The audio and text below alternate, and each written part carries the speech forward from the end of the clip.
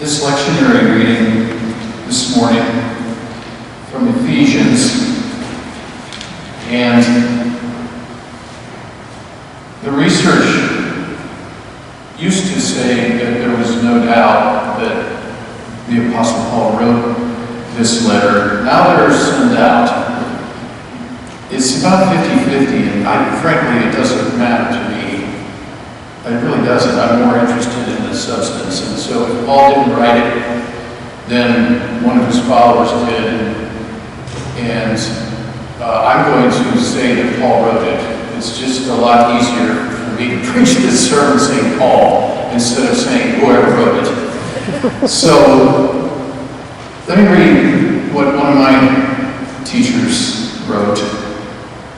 Ephesus, that's the name of the city, of course. Ephesus was the most important city in Western Asia Minor, now Turkey. The most important city, because it was at an intersection of major trade routes. It became a commercial center. It also boasted a pagan temple dedicated to the Roman goddess Diana. And Paul made Ephesus a center for evangelism for about 3 years. This was a really important place, so it made a lot of sense. New church startups, you put them where the people either are or where they're going to be. This letter was not sent merely to the church at Ephesus, but also to the various churches in the province of Asia. This letter is different. Unlike several of Paul's other letters, Ephesians does not address any particular error or heresy. Paul wrote it so that his readers might better understand the dimensions of God's eternal purpose and grace and come to appreciate the high goals God has for the church. One more thing. One of Paul's themes is that of unity. That all Christians are one family in Jesus and they should act with love toward each other. He also writes about the church, not a church building, but the church that is made up of all Christians throughout the ages. What we just heard read, for my money, is the beginning of a primer. This letter to the Ephesians is written to a fledgling faith community, and Paul is writing a primer. This is where we begin. And he uses, in the short passage that we just heard, he uses so many important words and concepts. I want to do something a little different, and I'm giving a heads up to Charlotte, our excellent camera operator, that in a few minutes I'm going to come down there somewhere. And this is my classroom, and you are my students. And I'm going to toss out some of Paul's words. And I want to know what you think. How do you define these words? Now, as I've said to you before, if you're an introvert and speaking up in this context is the most fearful thing that you can imagine, don't worry about it. I'm not going to call on you. You don't have to say anything. And I'm also not afraid of silence. So if I get silence, that's okay. Because I brought my answers, because I did my prep work. I'd like to know what you think. And more importantly, I'd like you to know what you think about some of these primer level words. Listen to some of these words. Well, not all of them, but most of them. In this short passage, Paul talks about grace, peace, blessing, holy, love, redemption, forgiveness, wisdom. My particular favorite, well, I don't know if it's my favorite, the one I like to think about a lot, and I'm going to say that for last. Mystery is the title of the message. The mystery of God's will. Paul mentions hope, truth, gospel, salvation, glory. Okay, let's get started. Grace. Anybody want to take a stab at grace? What is grace? Go ahead.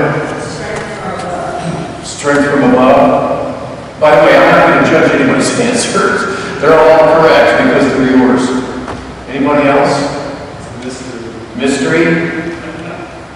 Unconditional love. Unconditional love. Paul Tillich said, grace is accepting the fact that I am accepted by God. And I'm here to tell you that he almost got it right. J. Groat is telling Paul Tillich, good try, Paul. You almost got it. Because I think grace is accepting the fact that we are accepted by God. It's not just me, it's us. And that changes everything. Peace. What is peace for you? The absence of conflict. Absence of conflict? Security? Quietness? When I hear the word peace, I think of shalom.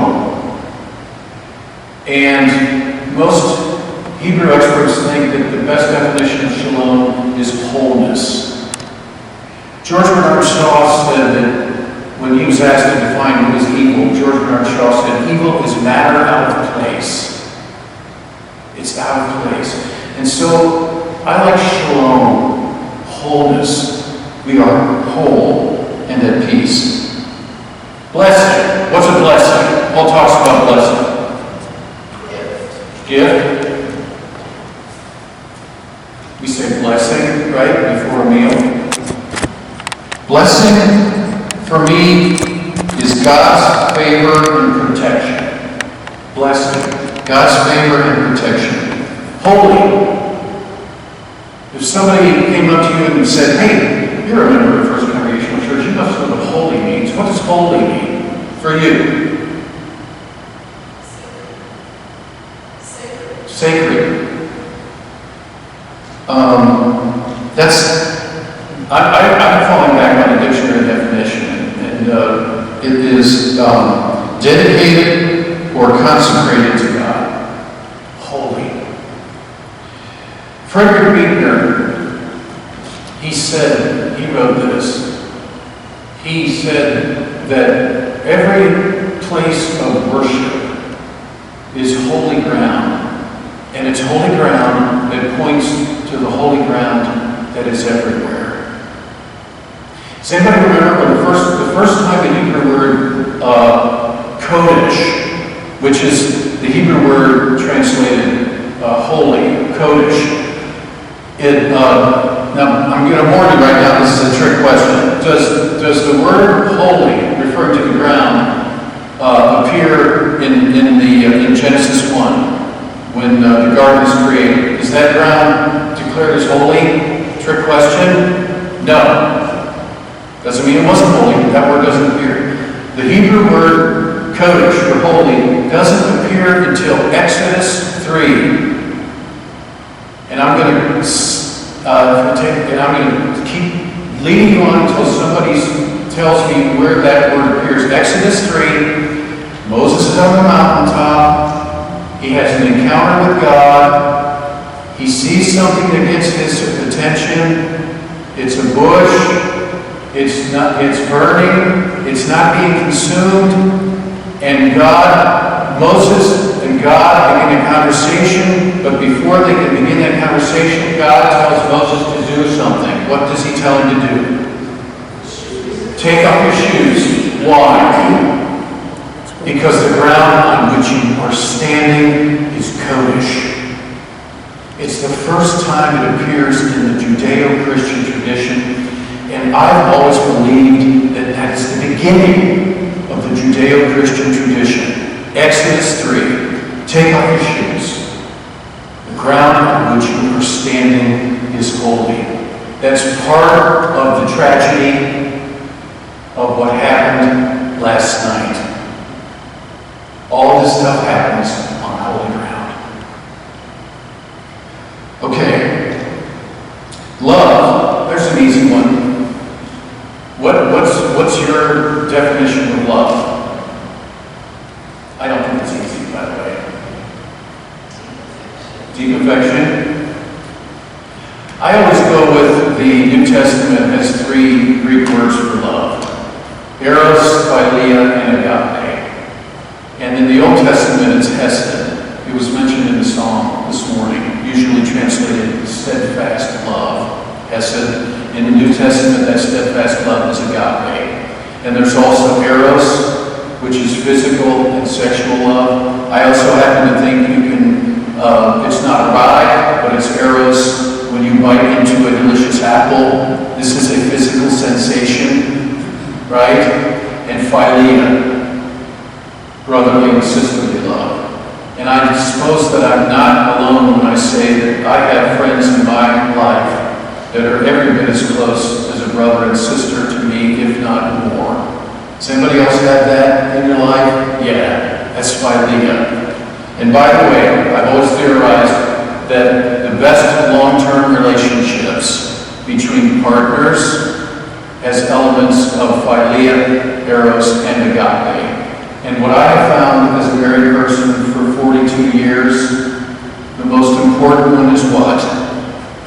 Agape. You know what the secret to a long relationship is? 3 to 5 things per day left unsaid.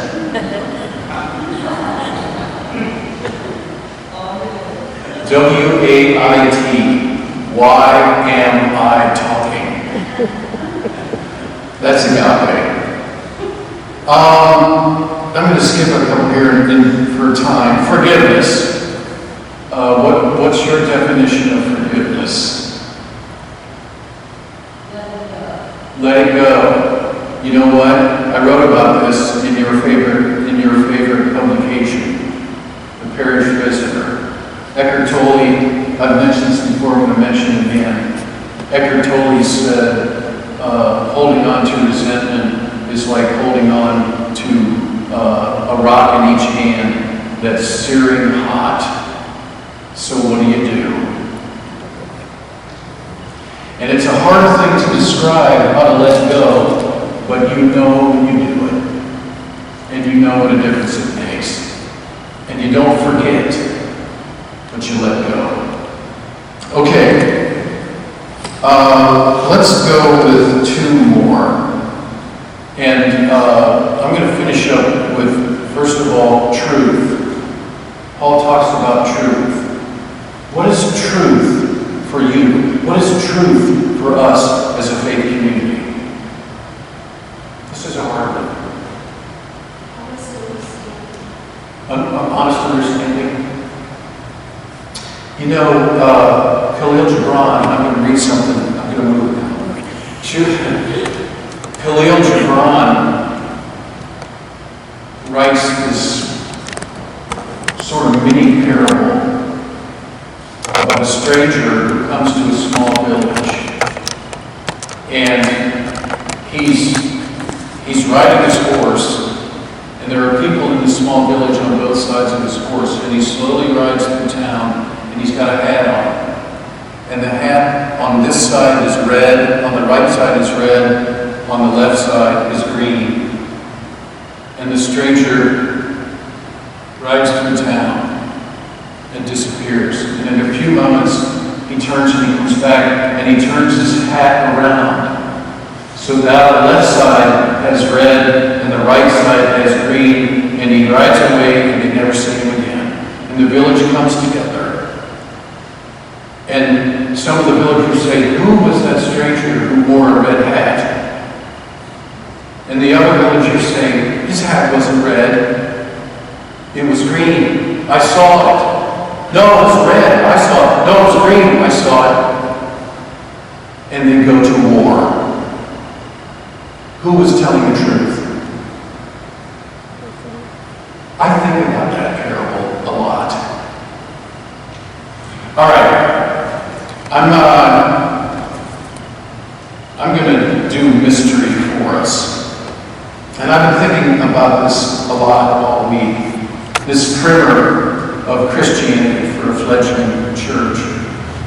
Mystery.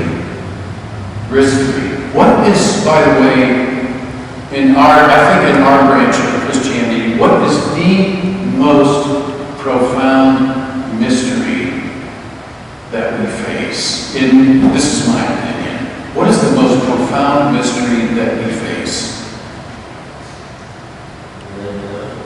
What's that? The unknown. I think Tom's right, and I think the ultimate mystery goes by the name of death.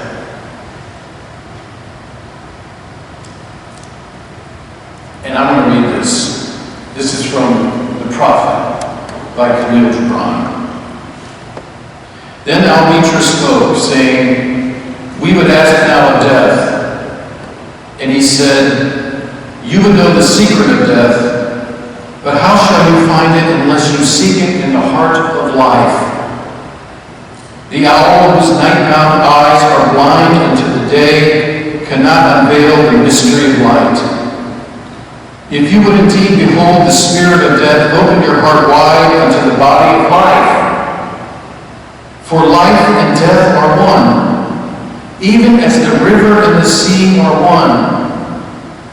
In the depth of your hopes and desires lies your secret knowledge of the beyond. And like seeds dreaming beneath the snow, your heart dreams of spring. Trust the dreams, for in them is hidden the gate to eternity. Your fear of death is but the trembling of the shepherd when he stands before the king, whose hand is to be laid upon him in honor. Is the shepherd not joyful beneath his trembling, that he shall wear the mark of the king? Yet is he not more mindful of his trembling? For what is it to die, but to stand naked in the wind and to melt into the sun? And what is it to cease breathing, but to free the breath from its restless tides, that it may rise and expand and seek God unencumbered? Only when you drink from the river of silence shall you indeed sing. And when you have reached the mountaintop, then you shall begin to climb.